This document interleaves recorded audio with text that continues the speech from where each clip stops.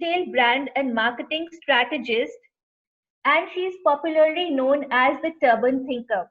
I would like to invite our speaker with so many achievements now. Over to you, Miss Asil. Hey everyone, how are you all doing? Thank you so much, first of all, for inviting me. And that was a great talk from Phil, very inspiring.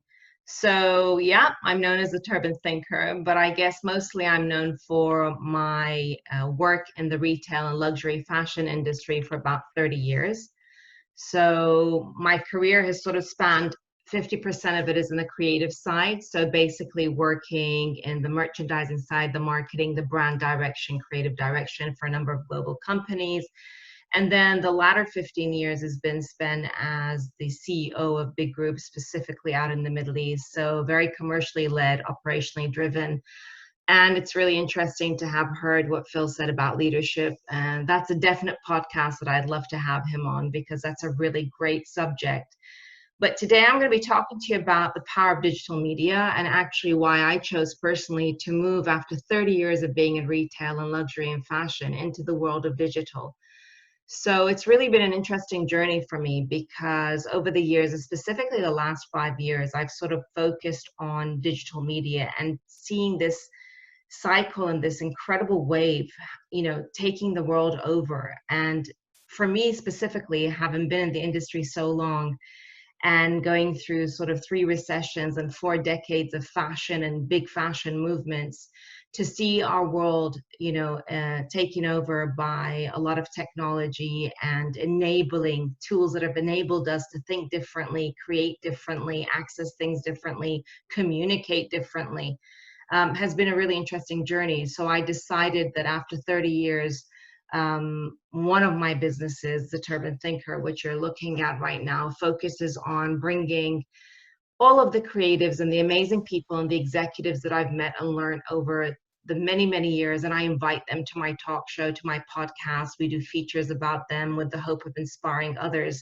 and sharing the journeys, because something that came apparent to me as I was watching this wave of digital and this whole, concept of sort of omni-channel or hybrid technologies taking over was, well, what about the human side, especially as the world focused more and more on AI?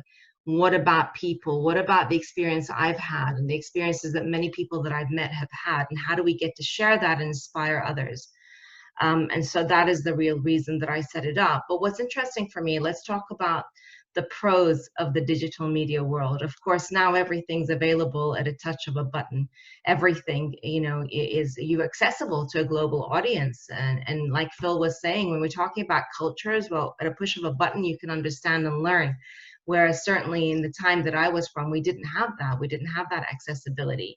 Information is available to us. Brands are able to talk directly to consumers. So many positives. And look at us here today. I mean, obviously, I've never had so many meetings like I have for the last 4 months. We've been locked down, but we've been open to the world. But at the same time, we see a lot of cons, right? Because there's a lot of noise in that space. How do you compete? How do you get that competitive advantage? How do you stand out? We've seen a lot of these so-called aspirational influencers that have been out there. But as a matter of fact, that's not been a great thing, because they've, over the years, evidenced that most of the aspiration isn't a reality, right? That it is not realistic. It's not authentic. And so what's fascinating for me is how I've seen sort of the wave go from a peak with social media to now fast forward where we are today with the situation we're in, where I'm certain most of you listening and everybody in the world, and I certainly speak to people all day long, and they're talking about this reset and this reevaluation of, priorities in their life and what matters to them. And then, of course, we see these powerful movements like the Black Lives Matters and all of these, outing employees. So in one space, it's a lot of noise and a lot of confusion and so much information. And the other space, it's really actually incredibly positive, and it brings people together. So for me, this fascinating journey of how you actually use it as a positive tool is something that I focus on. And I speak to brands and retailers and groups all over the world all the time and try to explain to them that there has to be a balance. And what's interesting now for me, what I see is finally the consumer has a voice. Because typically and traditionally, certainly in my space, in retail and luxury and fashion, it's always been a push model, right? Marketeers push to you, push messages, push product. And as a matter of fact, it's not really authentic, right? I mean, the brand stories they tell you might be aspirational, but they're not realistic. And I think the great benefit we're seeing today is finally the people's voices being heard, which means that it will dictate the use of these tools and technologies. That means that brands and businesses cannot hide anymore. And it's not just about communication messages that you see on campaigns or banners. It's actually real people talking about the situations they have at work, talking about their employees, talking about their managers. And then it's consumers demanding, to know where products are made and how they're made and who they're made by. And all of this positive energy, certainly in the last 5 months that's come out, has really, I guess for me, proven and is paving the path forward. Because finally, when it's in the consumer's hand and when it's with the people, then that will force these big corporates and these businesses that have typically dictated what we need to hear and what to see. It's kind of flipped it on the head. And Phil is very right. We've seen over the last 5 months so many businesses going out of business, right? And every single day they keep announcing bankruptcies. But you know what? It's not because of the situation we're in. It's because they were in a very volatile situation, and this was the catalyst that brought them to sort of be in this final situation where they have to be bankrupt or shutting their businesses down. And one of the most important things I think that we've come out, which is all about this digital sort of communication, or the strategies that companies need to absolutely focus on, is that communication. I speak to so many business owners, and they're telling me we've communicated now more than we ever have to our employees. We've had more meetings with our frontliners than we have ever done. And that is a huge positive, because they're using social media, they're using these technologies and these tools. And for me, what's really interesting is, obviously the whole point of this conversation is about being an expat, right? And I was very fortunate to have come to the Emirates almost 14, 15 years ago. And whilst I was back and forth, most of my 15-year career was spent there. And I think for me, being this hybrid individual as well, I'm part Indian, I'm from the Middle East, and having all these cultures around me and having this melting pot, was very fortunate to be in Dubai. And I was there at a time when Dubai was really growing, but then it also went through some major challenges.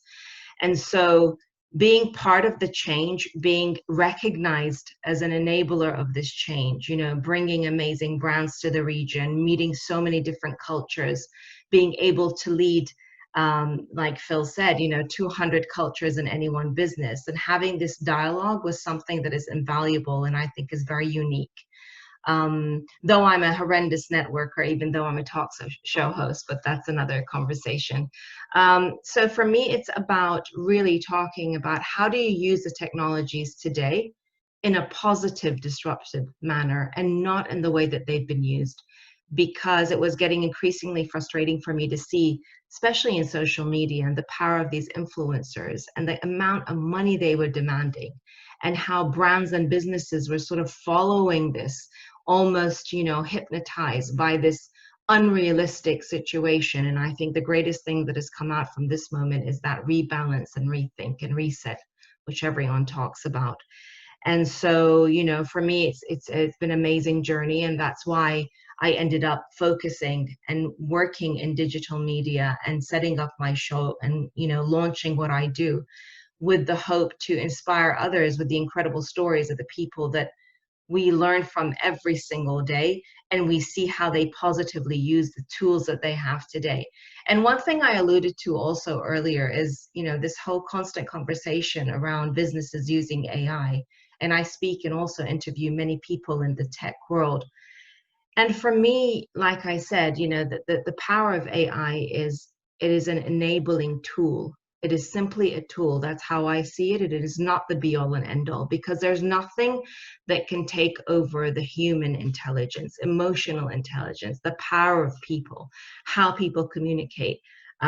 This is something that will never be replaced. And for me, it's about educating businesses and brands and entrepreneurs in my other business where I advise them on how to use these technologies, because things have to be authentic, things have to be relevant, and you cannot, data doesn't just provide that.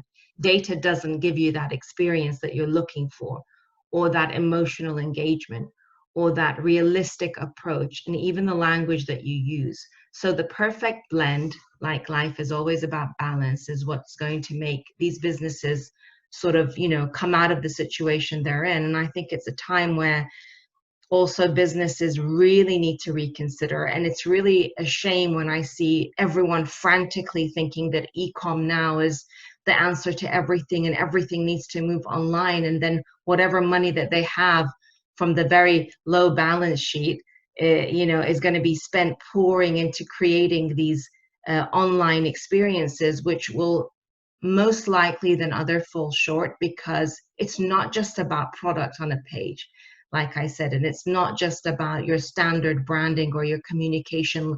You cannot do what you were doing before in today's world. And so a lot of, my conversations center around the use of how you employ people to understand how you change the mindset and how you navigate through the times, because quick solutions are never the answer. And also it's a time for companies to wake up and have to make a change. We don't have a choice right now. Change has to happen, and you have to listen a lot more. Without listening, you're not going to be benefiting and learning and experiencing, and you're not going to sustain your business. Whereas in the past, like I said, whether your leadership down and you're always enforcing your point of view, a lot of companies don't end up listening, or your consumers, or it's product led. Now is the time for these businesses to come together and think, if they're going to go digital, if they're going to go online, then what is the best way that they have an authentic message, an emotional engaging message, that they genuinely share an experience. And what's really frustrating is so many companies actually stop communicating to their consumer over the last 4 or 5 months. Some of them have been incredible and have taken them along this journey through different newsletters or through social media or through, all the different channels that they have, or the different technologies that we're using today. But a lot of companies have put their head down and have just focused on trying to fix the issue. But the issue is not going to be fixed if you don't raise your head up and start listening to what people are asking. So that's a little bit about me, and I'd love to hear your thoughts. And thank you, Saloni, for hosting me today. Thank you so much, Ms. Asil, for sharing those insights. It was lovely hearing you about the digital era, which is very important in today's times. I have two questions from the participants, which I would like to ask you. The first question is from Engineer Ahmed, and he wants to know how to influence change resistive employee within organization. How to change what, Saloni? Sorry, you cut off. How to change? Can you How maybe to, put it in the chat so I can, sure, because sure, it's cutting off for me. I will put it in the chat. Thanks, yes.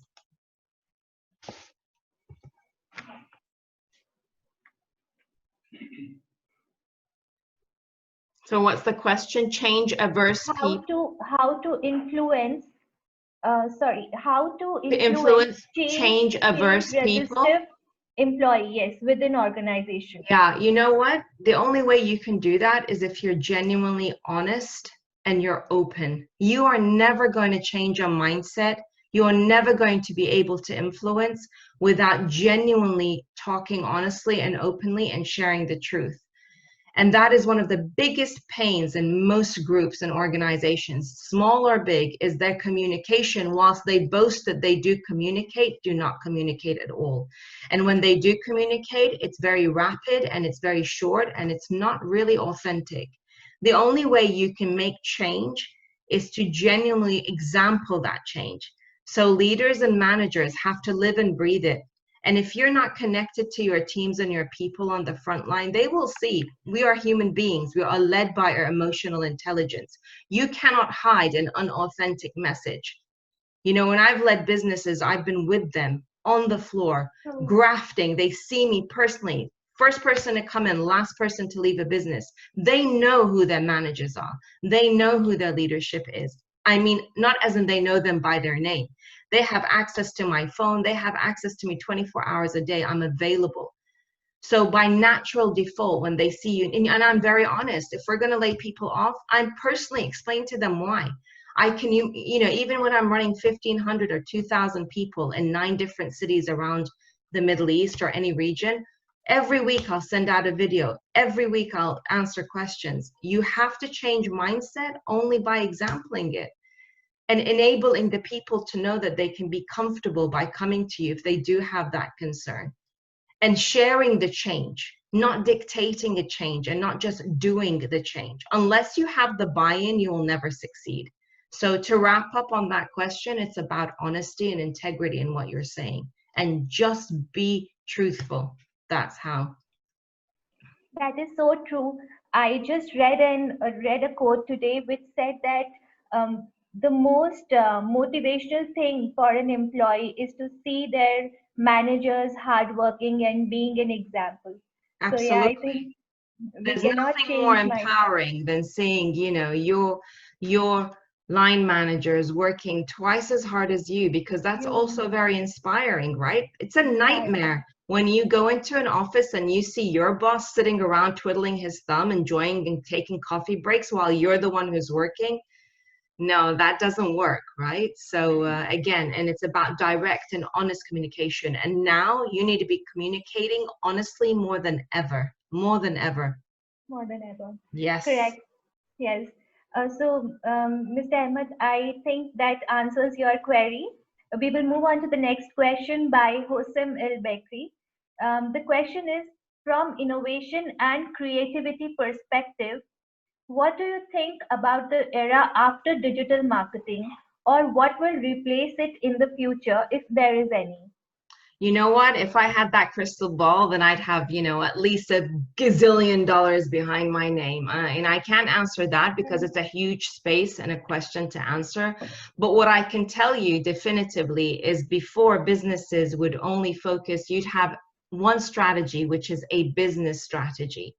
And innovators and creative thinkers were always by the wayside because they didn't seem that important, because they're creative and they just do innovation and let's lead a business, a 3-year plan by our business strategy.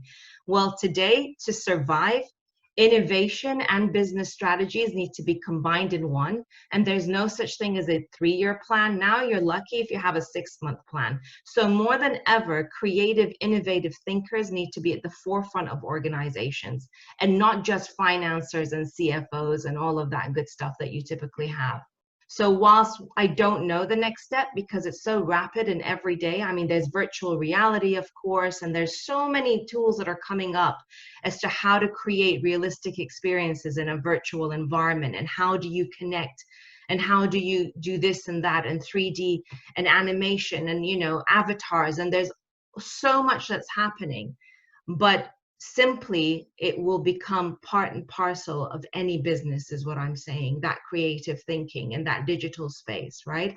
And because the new generation is so rapid in that thinking and they're leading and driving the change, it must become part and parcel of the norm. So I can't crystal ball for you, but certainly, I mean, all the innovations and technologies I work with center around virtual reality. They center around avatar creation, you know, virtual experiences, and that's the future. And, you know, soon we'll be flying cars, right? So who knows?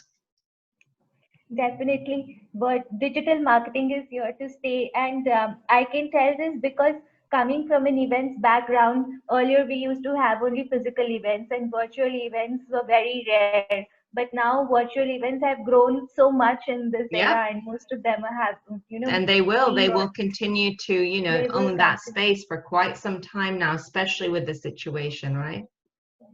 Yes, definitely. So, since we have 2 more minutes, I'd like to ask one more question from Mr. Majid Hussain. The question is, are major brands now pumping advertisement budgets more regularly into the digital sphere, or are they still focusing on TV ads, for example? So Well, do let me you answer believe? you. Yeah, let me tell you something. nobody's pumping any money into anything right now. So, I Okay. can guarantee you absolutely every global brand corporate in the world has slashed their marketing budget and will not be pumping anything anywhere. However, what they will be looking to do is use their money in businesses and marketing initiatives that actually make sense in terms of that emotional, realistic, authentic connectivity. So they're not going to be pumping money into all the influencers and what we've seen in the past. By no means that's going to be happening. They're going to be thinking 10 times. And you know what? It's not about, traditional versus digital, traditional advertising. Today, I think they're going to be thinking about what is relevant to that micro region or that micro demographic that they're in.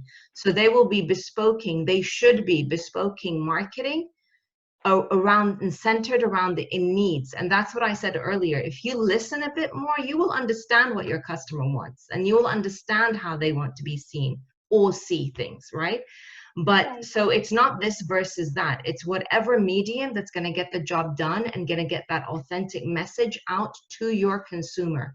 But the great thing, of course, about, digital and social media is you have direct to consumer reach.